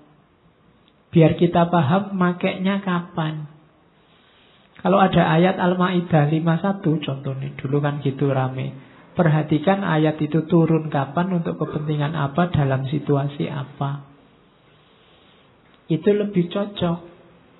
Tidak selalu kalau ada kata-kata I love you itu maksudnya aku cinta kamu. Kadang-kadang I love you itu hanya untuk basa-basi juga bisa. Kapan-kapan ya ketemu lagi, oke, goodbye, I love you, sudah selesai. Itu bukan kok, wah cinta padaku ya, berarti enggak. Wong itu cuma basa-basi. Jadi enggak selalu kalau malam-malam temanmu WA, sudah tidur apa belum? Enggak selalu itu bukti peduli. Kadang-kadang juga bukti usil. atau bukti dia kesepian, atau bukti macam-macam. Letakkan segalanya pada wadahnya, biar pas. Kalau tiba-tiba temanmu di depanmu bilang I love you, jangan dikira dia mengungkapkan cinta. Jangan-jangan dia sedang baca tulisan di kaosmu. Mungkin kaosmu ada tulisannya I love you, terus dia baca I love you. Oh, itu cuma baca tulisan. Atau jangan-jangan temanmu sedang latihan bahasa Inggris, tiba-tiba bilang I love you. Oh enggak, aku latihan bahasa Inggris. Ucapanku cocok enggak? Ya cocok. Historisitas. Setiap ilmu historis.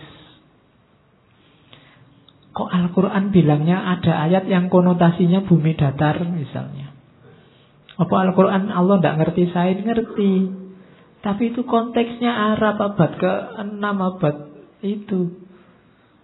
Zaman itu, kalau Al-Quran ngomong bumi bulat, mungkin orang tidak percaya sama Al-Quran. Zaman itu konteksnya ngertinya orang buminya datar. Dan ayat bumi datar itu kalau di Quran kan tidak selalu ingin cerita tentang sains. Dia ingin ngomong kemahakuasaannya Allah. Nabi Muhammad Isra Mi'raj naik sampai ke langit ke-7. Terus kamu bingung, langit itu di mana Pak? Keluar angkasa sana. Apa nih bulan? Itu planet apa? Kan kamu bingung membacanya. Lu membacanya jangan pakai sains hari ini, pakai logiknya orang zaman itu. Ngertinya langit itu ada barangnya, terus level-level. Zaman itu. Makanya Quran pakai analogi. Di langit sekian ketemu Nabi siapa waktu Isra Mi'raj. Di atasnya lagi ketemu Nabi siapa. Itu bayanganmu kan kayak rumah tingkat atau rumah susun, ada levelnya. Jadi Ars itu di level paling tinggi, tingkat paling tinggi. Nah itu analogi yang bisa dipahami zaman itu. Nah itu untuk ngerti ini ya, untuk ngerti maksudnya, ngertilah konteksnya. Setiap kalimat ada historisnya, ada sejarahnya. Orang Indonesia itu kok pakai Pancasila? Yo jangan marah dulu, ada sejarahnya. Jogja itu kok diistimewakan gitu ya, ada sejarahnya. Jangan kesusu marah, jangan kesusu ngeritik. Wah itu feodal itu, ndak ngerti Marxisme. Wah ndak ngerti itu deso, itu sudah klasik itu. Loh, ndak baca dulu sejarahnya. Masa Jogja ini anti HAM, tidak adil, diskriminatif pada orang saudara-saudara dari Tiongkok, dari Cina. Masa beli tanah aja tidak boleh? Lu dibaca dulu sejarahnya. Setiap klaim, setiap teori, setiap pernyataan itu historis, ada konteksnya. Kalau dilepaskan dari konteksnya, ya orang bisa salah paham. Masa di masjid ngajinya tokoh-tokoh ateis, tokoh-tokoh sekuler, tokoh-tokoh anti agama dibahas dalam masjid, gimana sih itu? Loh itu ada sejarahnya, ada logikanya. Jangan cuma dilihat hasil akhirnya, ada historisnya. Oke. Nah, untuk kreatif, katanya Feyerabend, lakukan counterinduksi. Jadi cara paling gampang itu lakukan counterinduksi. Kenapa? Karena sains itu metode yang paling diagungkan itu induksi. Induksi itu hanya melihat sebagian unsur terus disimpulkan untuk semuanya. Induksi kan selalu sampel terus disimpulkan. Padahal realitas ini kompleks. Maka kalau dalam ilmu logika, induksi itu hasilnya tidak pernah kepastian, tapi kemungkinan. Lihat yang ngaji satu ganteng, yang sana juga ganteng, yang situ juga ganteng, terus disimpulkan, alah santri ini ngaji ganteng-ganteng misalnya. Contoh nih, ben kamu seneng. Nah, setiap teori itu semacam itu. Bahkan teori-teori yang kamu anggap mutlak, misalnya semua manusia mati, itu kan induksi. lihat manusia zaman itu mati, zaman ini mati, semua manusia selama ini mati. Tapi tetap belum lengkap. Kenapa? Kamu belum lihat semua manusia sampai besok kiamat. Teorimu itu pasti lengkap kalau setelah kiamat nanti kita ngobrol di akhirat ternyata benar semua manusia mati. Kalau masih sampai detik ini masih belum semua manusia mati, masih banyak manusia yang hidup. Sopo ngerti tiba-tiba ada yang ketelisut satu. Nggak mati-mati. Ini misalnya sopo lah, simbahmu ini simbah saya umurnya 125, jangan-jangan Highlander. Nggak mati-mati sampai tua. Ini Gusti Allah lupa apa ya? Nggak. Itu untuk ngetes teorimu tadi, biar kamu nggak sombong bilang-bilang semua manusia mati. Jadi itu kan induksi. Sama kayak matahari terbit dari timur, dan itu kan kesimpulan yang selama ini dari timur. Kalau besok pagi tiba-tiba dari selatan kan kamu juga tidak bisa protes. Jadi itu namanya induksi. Dan induksi selalu tidak pasti. Maka katanya Feyerabend, mengkritik teori itu gampang. Counter induksi, cari contoh yang sebaliknya. Tadi semua mahasiswa ganteng, gampang untuk meruntuhkannya. Tidak usah nyari banyak-banyak, cariin satu aja yang jelek, teorinya runtuh sudah. Buktinya ada yang jelek tuh satu, sudah, teorinya runtuh sudah. Indonesia adalah bangsa yang ramah. Itu cari satu aja yang tidak ramah, sudah runtuh teorinya. Ternyata ada juga yang tidak ramah, berarti teorinya hanya kemungkinan. Counter induksi. Lulusan negara sana itu mesti Islamnya radikal. Gampang membantahnya. Cari contoh lulusan negara sana yang tidak radikal, teorinya runtuh. Itu namanya counter induksi. Jadi untuk menghadapi teori, lakukan counter induksi. Lawan dengan fakta yang berbeda, selesai. Kalau orang barat bilang Islam agama teroris, kasih fakta bahwa banyak loh muslim yang cinta damai, sudah, teorinya terbantah sudah kan. Paling tidak dia akan bilang, sekarang tidak lagi bilang Islam agama teroris, paling ganti teori, sebagian muslim teroris. Nah, teorinya kan ganti. Jadi itu namanya counter induksi. Jadi cara meruntuhkan teori, counter induksi. Secanggih apapun teori, itu hanya kan dari sampel realitas. Maka rumusnya apa? No single theory ever agrees with all the facts in its domain. Tidak ada satu teori yang cocok untuk segala hal, semua fakta dalam wilayah itu. Jadi semua teori sifatnya sebagian cocok, tapi pasti ada pengecualiannya yang tidak cocok. Dalam hal apapun. Apakah ilmu eksakta maupun ilmu sosial humaniora.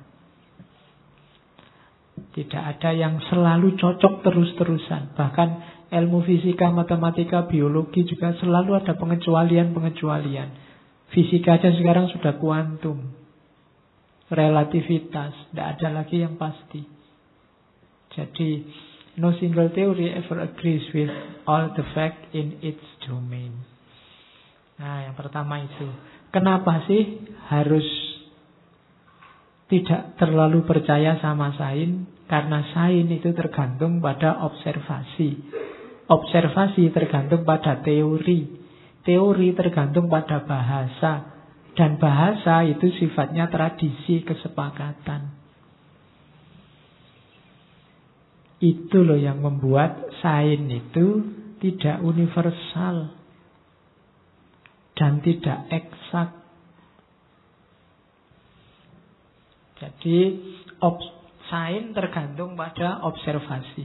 Observasi kan sumbernya sains. Observasi tergantung pada teori. Tadi kita neliti kemana-mana kan pakai teori. Kalau kalian mau penelitian lapangan, itu kan ke lapangan sudah bawa teori. Kalau tidak bawa teori kamu bingung.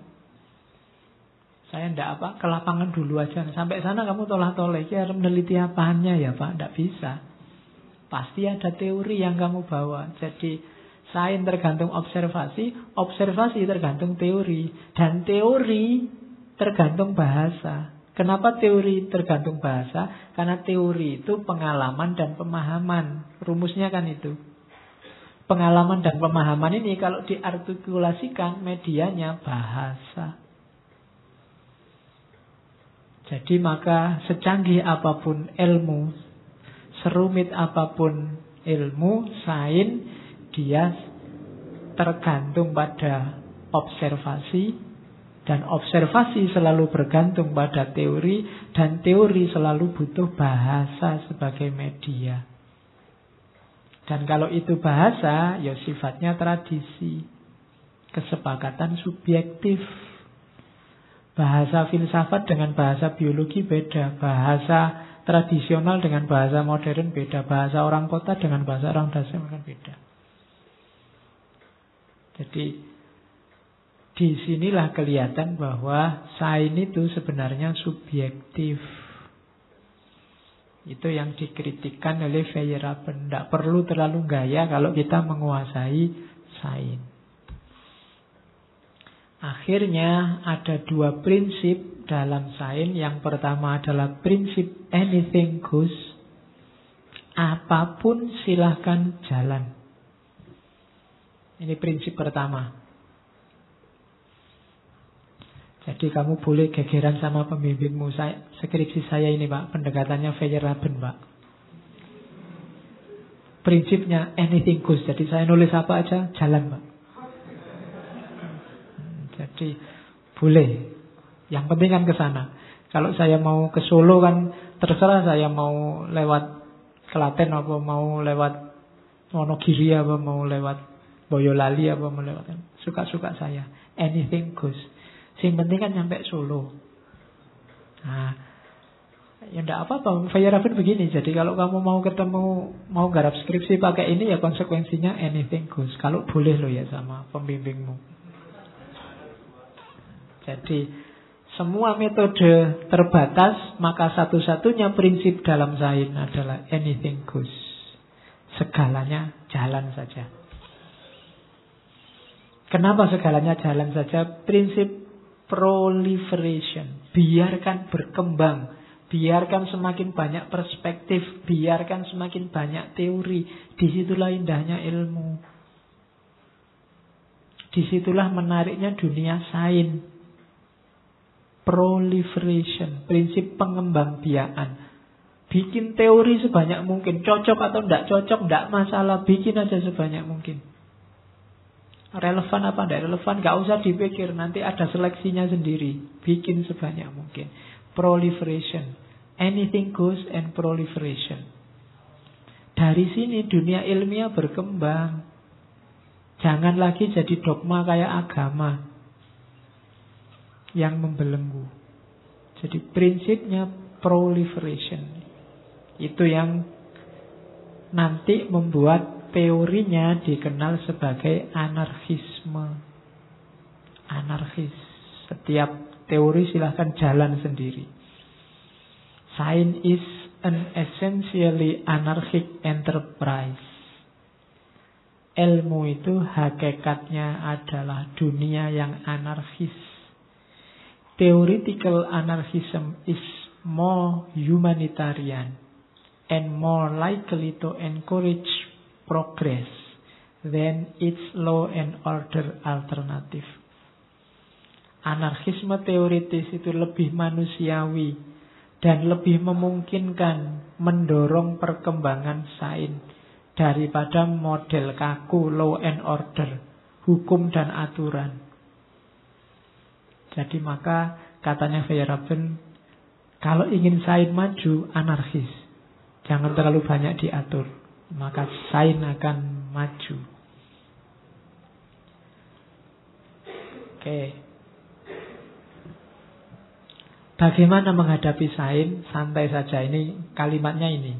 Ambil dari buku How to Defend Society Against Science. I want to defend society and its inhabitants from all ideologies, science include. Apa sih tujuannya dia bikin teori semacam ini? Aku ingin membela masyarakat dan semua penduduk, semua warga dari segala jenis ideologi termasuk sains. All ideologies must be seen in perspective. Semua ideologi harus dilihat sifatnya perspektif. Perspektif itu benar menurut siapa? One must not take them too seriously. Orang tidak harus menganggapnya terlalu serius. One must read them like fairy tales, which have lot of interesting thing to say, but which also contain wicked lies. Orang kalau membaca sains, anggap aja kayak baca dongeng. Banyak hal yang penting, tapi juga banyak kebohongan-kebohongan yang merugikan, yang jahat. Like ethical prescription, which might be useful rules of thumb, but which are deadly when followed to the letter. Atau seperti pedoman etika, yang mungkin bermanfaat untuk sopan santun, tapi akan mematikan, akan merusak kalau diikuti letterlek. Ya sih, misalnya gini loh. Kita sama etik disuruh jujur. Jujur itu bagus untuk pedoman etik, tapi ya jangan letterlek. Nanti apa wae jujur. Ada temannya bau, kamu bau sekali, tidak mandi. Aku sejak tadi nahan nafas dekat kamu misalnya. Yo jangan terlalu jujur begitulah, basa-basilah. Kamu minggir-minggir dikit apa gimana. Nah, itu namanya jangan letterlek. Kalau letterlek malah mematikan. Terlalu jujur, terlalu sabar, itu bahasanya Feyerabend begitu. Yo untuk pedoman basa-basi sopan santun bagus, tapi jangan terlalu letterlek. Ilmu juga begitu. Ya penting lah untuk konteksnya, tapi jangan terlalu serius. Nanti kita susah sendiri. Cari kalimat itu di How to Defend Society Against Science. Jadi ini gayanya Feyerabend. Nanti ada yang ngomong bahwa Feyerabend adalah worst enemy of science, musuh paling jahat dari sains. Oke, kalau digambar begitu bedanya Thomas Kuhn sama Feyerabend sama Popper. Popper tidak kita angkat di sini. Ya, kalau Popper hari ini sebenarnya orang masih pakai Thomas Kuhn, paradigmatik. Sains itu paradigmatik. Ganti dari paradigma ke paradigma yang lain. Zaman dulu orang pakai Popper, positivistik. Sains itu numpuk, unified science. Teori 1 dikembangkan jadi teori 2, dikembangkan jadi teori 3. Yang masih takut dunia ini pakai teorinya Feyerabend tadi, bahwa semua hal punya reasoningnya sendiri, tapi nanti dihidupkan oleh tokoh-tokoh postmodern dalam teori pluralitasnya. Tapi sains hari ini lebih banyak mengadopsi gayanya Thomas Kuhn, yang dari paradigma pertama ganti paradigma 2, ganti paradigma 3. Yang belum nyampe Feyerabend. Yang selama ini kita pakai dari SD sampai kuliah itu sebenarnya positivistik, positivisme logis. Antara lain yang dipopulerkan gaya Popperian, bahwa ilmu itu ngumpul, ada standar-standar bakunya. Oke. Most scientists today are devoid of ideas, full of fear, intent on producing some paltry result, so that they can add to the flood of inane papers that now constitute scientific progress in many areas. Ini sindiran luar biasa bagi kita hari ini. Sebagian besar ilmuwan hari ini itu sebenarnya nggak punya ide, penuh ketakutan, sukanya membuat hasil-hasil yang sia-sia, bikin tulisan sia-sia yang menambah banjir paper yang tidak berguna, banjir makalah yang tidak ada gunanya, ngentek-ngentek fotokopi kertas. Ya. Dan itulah isinya scientific progress hari ini in many areas. Kamu tinggal ngitung, apalagi jurnal sekarang tidak cuma kertas kan, online. Ada jutaan tulisan setiap tahunnya. Tapi perkembangannya tidak signifikan lagi. Temuan-temuan barunya tidak imbang dengan jumlah tulisannya. Ilmuwan hari ini devoid of ideas. Sudah tidak punya ide lagi. Penuh ketakutan. Isinya omong kosong. Di paper-paper yang tidak jelas. Oh, tuh kritiknya Feyerabend. Maka katanya Feyerabend, the best education consists in immunizing people against systematic attempts at education. Katanya Feyerabend, pendidikan terbaik itu adalah melindungi masyarakat dari upaya-upaya sistematis dalam pendidikan, penyeragaman, pengaturan-pengaturan. Semakin banyak aturan, semakin tidak kreatif, semakin tidak berkembang pendidikan, katanya Feyerabend. Maka the best education consists in immunizing people against systematic attempt at education. I do not see why I should be polite to tyrant who slobber of humanitarianism and think only of their own petty interest. Ini di antara kritiknya pada ilmuwan-ilmuwan yang tiranik, maksa-maksa kebenarannya. I do not see why I should be polite. Aku tidak tahu mengapa aku harus sopan pada para tiran. Whose slobber of humanitarianism, yang meludah, yang melecehkan kemanusiaan dan hanya memikirkan kepentingan mereka yang tidak jelas, yang rendah. Jadi, ngapain harus tak hormati ilmuwan-ilmuwan yang mikir dirinya sendiri, kepentingannya sendiri, partainya sendiri. I do not see why I should be polite to tyrann. Pada para tiran itu. Terakhir, ini saya ketemu kalimat bagus di bukunya Farewell to Reason. Selamat tinggal rasio, selamat tinggal akal sehat. Karena kita hari ini hidupnya dalam banyak ketidakrasionalan. All religion may be centered around a generally good idea. However, this has not stopped its adherents from acting like bastards.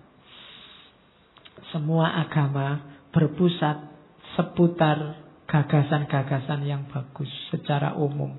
Meskipun demikian, hal ini tidak menghentikan para pengikutnya bertindak seperti, gak enak ngomong bastard itu. Iya. Jadi bajingan, berandalan. Loh iya, aku kan cuma nerjemah kata-katanya Feyerabend. Itu kan basa kasare, ajarane sih apik, tapi pengikuti kok ngono kabeh. Banyak yang begitu. Lah terus apa gunanya ajaran tadi? Apa gunanya kebaikan-kebaikan yang diceramahkan itu kalau tidak bisa diimplementasikan? Itu di antara yang dia bahas di bukunya Farewell to Reason. Kalau kamu punya, kalau minat downloadlah, syukur-syukur terjemahkanlah. Selamat tinggal akal sehat. Karena hari ini kita dibohongi terus-terusan oleh sains. Oke, Feyerabend selesai. Ya, alhamdulillah para ilmuwan barat yang melakukan kritik pada dunia sains mereka selesai.